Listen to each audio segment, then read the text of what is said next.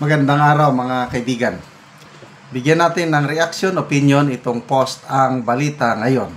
Medyo nakakapraning itong post na ito. Dahil ba sa FB post ni Senator Amy, PSC o Philippine Presidential Security Command Chief pinalitan?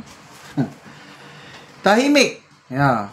Ito hindi in-announce, nalaman na lang ng publiko sa social media. Tahimik na pinalitan ang hepe ng Presidential Security Command 2 araw lang matapos maglabas si Senator Amy Marcos ng kontrobersyal na Facebook post tungkol sa mga umano'y whistleblower mula mismo sa loob ng palasyo.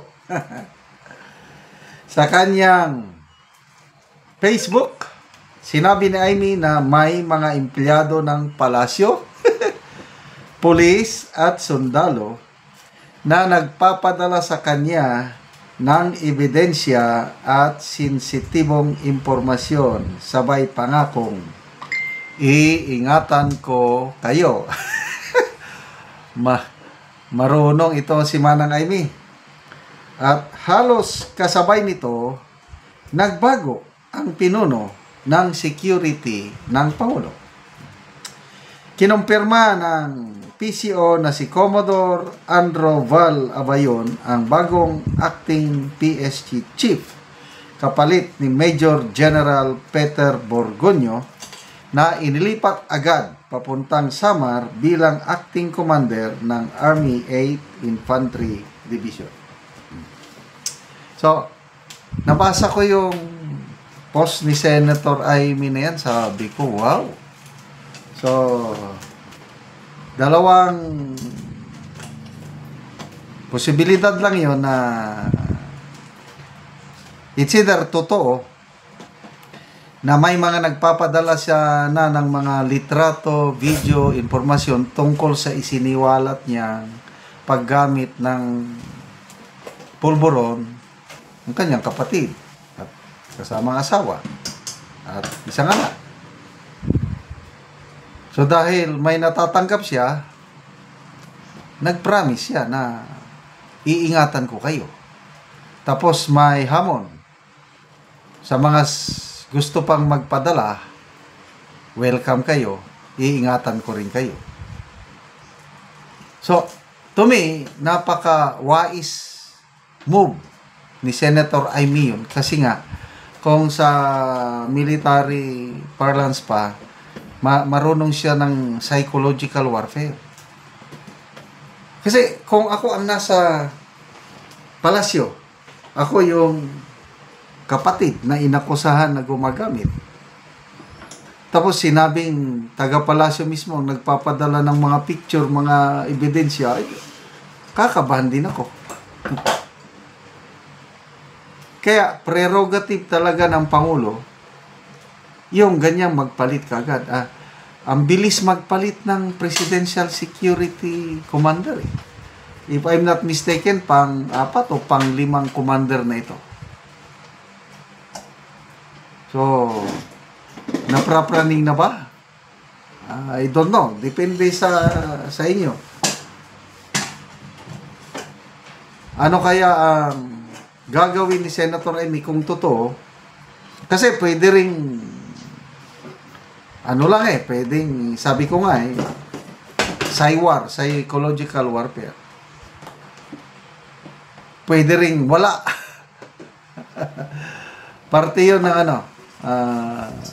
so kung totoo na meron, kasi yung pulburon video na yan, noon ko pa naririnig na 4 daw yan na pulburon video. So yung isa pa lang ang naipalabas na sinasabi ng palasyo na AI, peke. Kaya lang hindi naman nila kinasuhan si Maharlika na nagpalabas nito. Kasi nakahanda si Maharlika na harapin sila sa korte. Biruin mo yan, napaka-damaging yun na akusasyon na pineke ni Maharlika yung pulburon video. ang nakakapagtaka, hinahamon sila ni Marlica noon, kasuhan niyo ako. Sige na, para maipakita ko itong forensic expert certification na authentic itong video. Kasuhan niyo ako. O, wala namang kasong naisampa, di ba? So, 4 daw yan eh. Ito, meron akong kaibigan, message lang niya sa akin.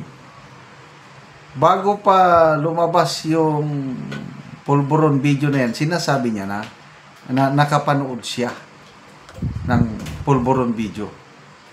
Sabi ko, ito na ba? Kasi naka-green yung suot. Yung nilabas na ano.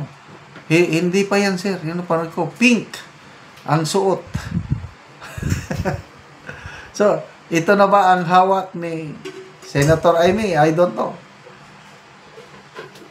So, bahala na po itong mga I don't know, how do I call it, yung lumabas na bali-balita lang ha. Politico.com ang naglabas na merong grupo ng mga military na gustong iupo si Mr. Ramon ang chairman ng San Miguel Corporation as president to solve the issue. Kaya, yan na lang. Nagtagpi-tagpi na yan. Nang dahil sa post ni Senator Amy na may mga informant siya sa loob ng palasyo, sundalo, empleyado, tapos yung Ramon ang Angulo na ipapaupo daw ng mga military generals na maging pangulo, tama lang yung ginawa ng Malacanang. To be sure, to be safe. Mas maganda. Depende kasi yan sa commander. Itong Commander Abayon, Commodore Abayon, magaling daw ito sa intelligence. Kasi pag mahinang intelligence mo, mabigla ka na lang, ma-surprise, may nangyari na. So, magbasa tayo sa mga comments, Tingnan ko.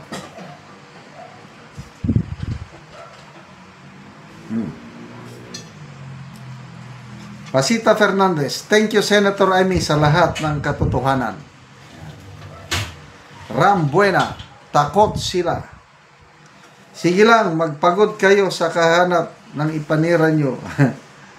Yes, dapat lang, konting ikot na lang. Ha, ha, ha. Palitan ninyo, mas lalong magwawala ang mga yan. Salamat mga kaibigan sa inyong pagsubaybay sa ating channel. Nakakatulong kayo ng malaki sa tribong Talandig ng Bukidnon dahil ang income natin sa channel na ito, pantulong po sa tribo. Namimigay tayo ng mga libreng yero at pako para makapagpatayo itong tribo ng mas maayos nilang tahanan. Panoorin nyo ang video na ito. Ang mga yero nga ipangatag sa mga tao. Mga 500 ni ka buok nga yero o naay mga lansang pod. Mga sila ang tagan og yero.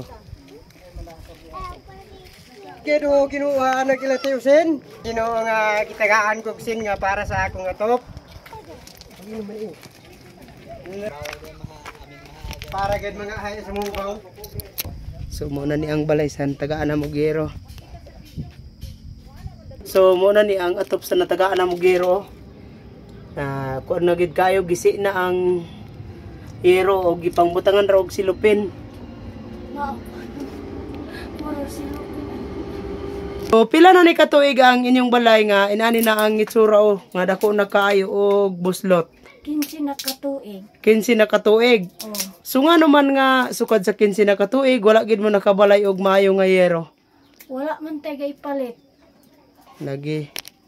Sa tungod sa kalisod na wala mi kwarta na di mi pakamuso kay ako na operasyon pud ko. Na akong bana gabantay man sa ako di wala gid mi kwarta. Wala mo'y kwarta. Wala. So dugay na gid kaayo nga wala mo nakapuli og atop. Dugay na. Pila ka buki mong anak? Akong anak kay kuan, pirmiro na ako isa. Mm. Kadua dayon tong nawala nga gisi isa ako. So kuan ra karon imong anak? Isa ra. Isa ra.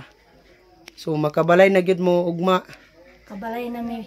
Makatop na gyud mo. Kaatok na mi sa gihatag sa amo, salamat gid kay sa Ginoo gyud. Naot unta nga magpadayon ni nga tabang. Oo, so salamat kaayo ba? O salamat sad kay kaayo. Mm. Ipangtaran ko